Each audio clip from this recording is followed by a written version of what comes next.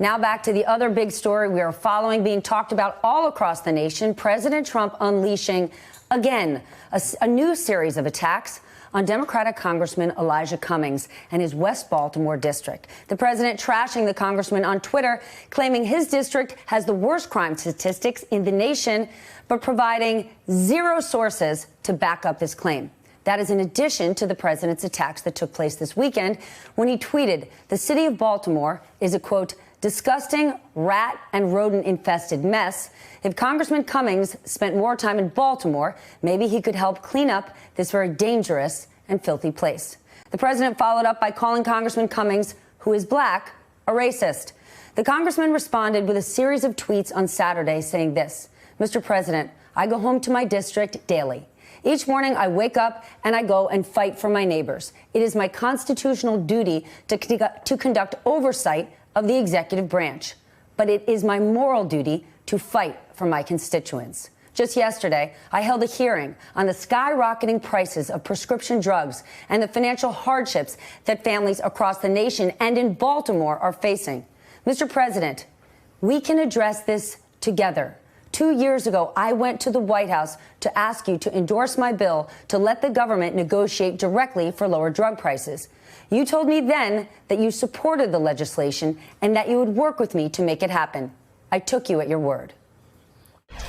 Joining me now, Baltimore Mayor Bernard Young. Mayor Young, President Trump clearly has sent a message to the city of Baltimore. What's your message to him?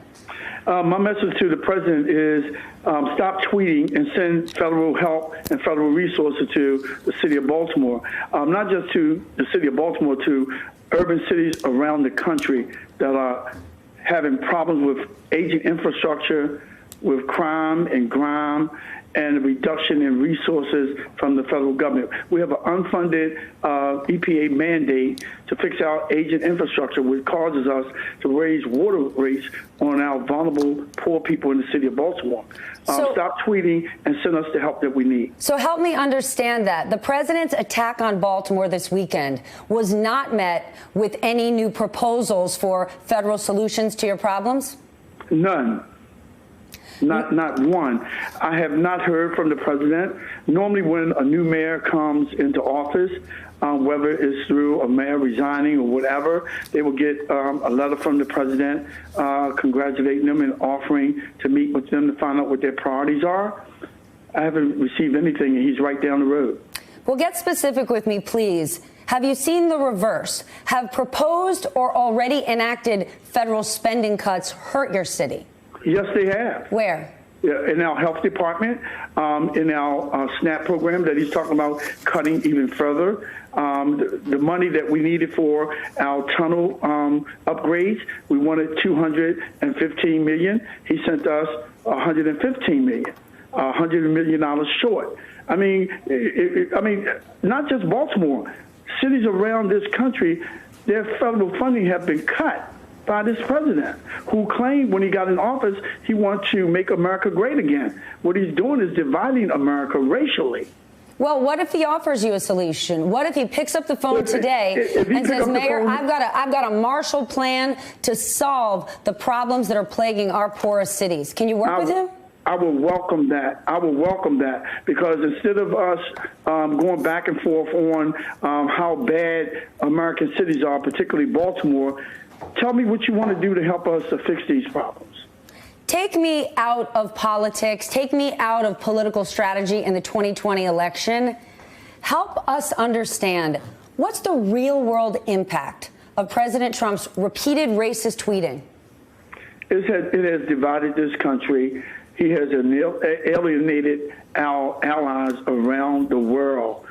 Instead of him using his bully pulpit to belittle minorities, politics have to be in it. He just attacked 4 minority women. Now he attacked Elijah Cummings, African-American male. We should be trying to make America great again, as he said, instead of turn America down racially, dividing this country. The federal government have resources that they can give cities to help with all these problems. The crime rate goes down. Cities be vibrant again. he needs to do those kind of things. Well, tell me what your city looks like, because on day one of this administration, the president talked about what he called American carnage, high crime, failing schools, and racial tensions. You are the mayor of a major American city. Tell us what Baltimore really looks like. Baltimore is a vibrant city. Baltimore is home to some of the world's renowned institutions, Johns Hopkins, shock trauma. We have all of our cultural events right here in Baltimore. We're a city that have problems like any other city, but we're moving forward. And we're moving forward without really a lot of assistance from the federal government. I mean, HUD, they're cutting programs that are hurting poor people all over this country, not just in Baltimore, but in the entire country. We need for the president to send federal help to Baltimore for programs that's going to uplift people instead of turn people down. Well, and those attacks and those tweets, I've never in my entire life ever heard of any president tweeting and doing these kind of things to divide us instead of bringing us all together. Like I said earlier, our allies are even shaken by some of the things that this president is doing and has done. You're right, Mayor. It has never been done before, so maybe this is an opportunity for people across this country to unite. Hey there, I'm Chris Hayes from MSNBC. Thanks for watching MSNBC on YouTube. If you want to keep up to date with the videos we're putting out, you can click subscribe just below me, or click over on this list to see lots of other great videos.